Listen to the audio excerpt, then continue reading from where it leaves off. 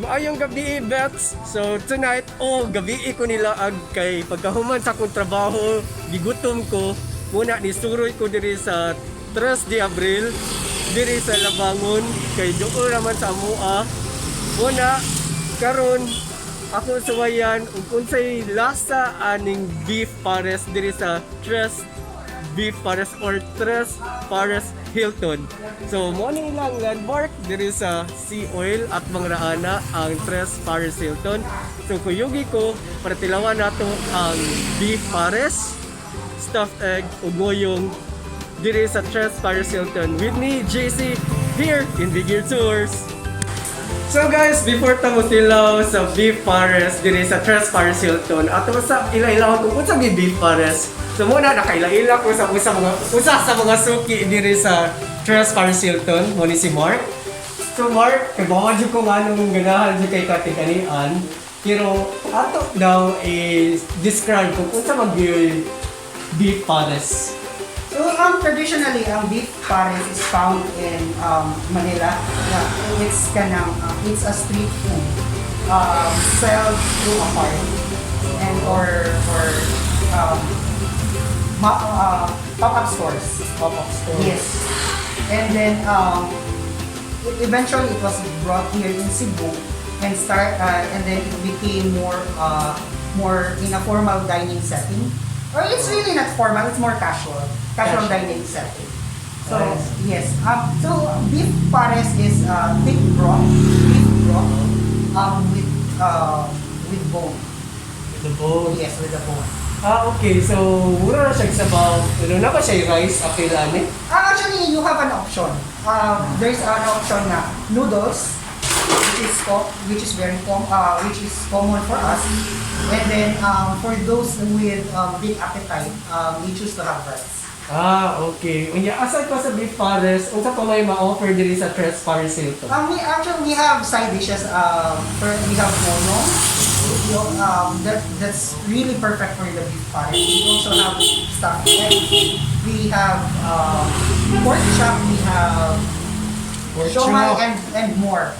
Okay, daghan gyud kay kapilian diri. So dili lang beef pares imong matilawan diri sa Tres Pares Hilton, kundi naa tay stuffed egg, ngoyong pork chop o siomai na ba? Yes. Ay, siomai. So ato tilawan para mas makaingon ta nga lami giday ang beef pares diri sa Tres Pares Hilton.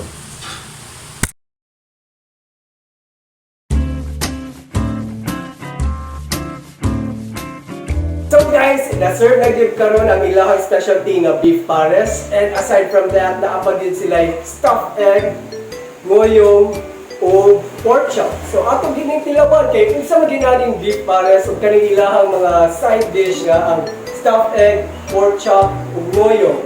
So dali, apili ko.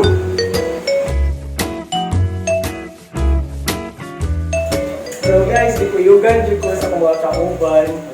Kasi siya, kailan naman siya ko kay maulintir niya ang kuyo when it comes to food trips, si Baby. Ako siya ako kailang wala na. Kung gusto ko nga, ay ganahan ka ko kuyo. O siya choice. O choice kay... Labi na puro bloopers. Oo. Kaya siya may akong biktima sa bloopers. And ang isa sa gamot kauban when it comes to food trips ko si Clem. Kaya ang better half ni Baby, si... Better half? Yeah. Shiny Morning book. Turn Bisaya sa better half. Maayong nga. Katunga. Mayong katunga. Sakto ba? Kaya, ang tig pamando. Sa unang pamando. Ang tig pamakba kay si Mark, kay pangutan ng pamadyo kung sa may naaring beef pares. Mo din yung special sauce for the ngohiong. Okay. Wala siya. Spicy? Dili. Oh, here's my tripod for your phone. At pwede na sa blue. You're such a kind friend. I don't think so. Hindi, ilang may cam. So, Lagi, so dapat lang ganun. Showbiz, sige, sabihin natin beef pares, big. May pa ang beef. May pares. So this is our special broth. Kung sa may naning nga special broth, nang special man siya nga broth. Kaya giatiman yun na siya. Ay, di ako man! May pa siya. So Mark, Di ba niya na kung namoy, since common naman yun ang beef pares, not just in Manila, but also here in Cebu, what makes your beef pares here in Tres Pares Hilton special? Actually, I can say that it's really special. Na siya Angus beef fat. So, nindot siya nga klase and then wala siya aftertaste. And you can taste it's really clean beef. Yung siya pareha itong bang beef na mga langsig? Yes. Okay. Yeah, kaninyo ang stuffed egg. Kung saan gasin yung stuffed egg? It's really stuffed. Actually, it's pure meat. And wala siya extenders. When you say extenders ka na mga Vegetables. cardboard. Okay. The reasons of guys na nagdala kong mga friends kay para ang judgment sa food kay dili bias. Kay nabi usahay usot yung mga tama, mingot yung mga feedback ana tungod kay imuha ng kliyente. So mga tanak pa ni nila. Clean. I thought we were friends. Oh, but you have to have the business. So, ma-treat niya ako na kaya. So, mga tanataan nila. Since natilawan naman ninyo ang beef pares, kung saan yung verdict? Kuhan din siya. Kanang, kung sa umot ko lang daan, daghan ko siya sulod. So, sulit ko siya kayo.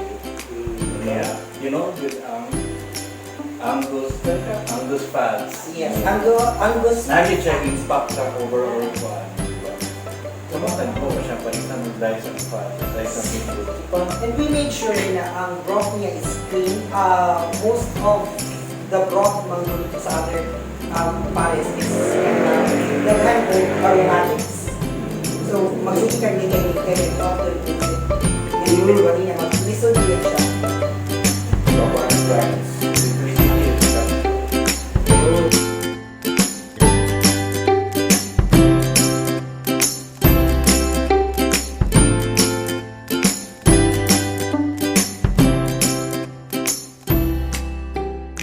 So that's it guys for our food trip for tonight here at Tres Pares Hilton. So please don't forget, if you happen to have any questions, feel free to put it in the comments below.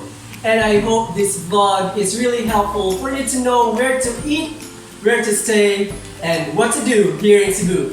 Again, this is JC with my gang. Again, don't forget to subscribe to this channel here in the Tours.